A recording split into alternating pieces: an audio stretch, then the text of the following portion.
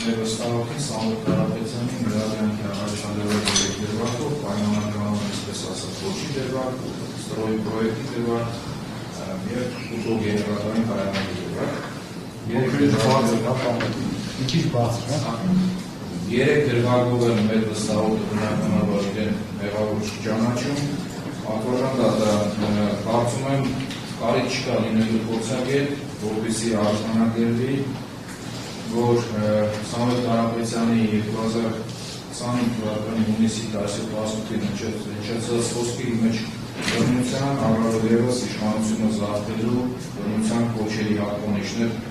չի բովանդակում։ Պատվարժան դատարան մյուս երկու դրվագները իհայտ են եկել այն ժամանակ, երբ արդեն իսկ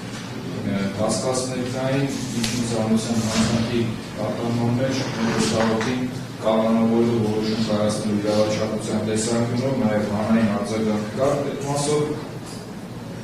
ստրոյի պրոյեկտին առանձնապես չեմ անդրադառնա, պատվարժան դատարան, որտեղ ընդհանրապես մեր վստահողին առնչվում է այնքանով որքանով նշված է Սամվել Կարապետյանի կազմակերպմամբ այդ բանալի բառը նշված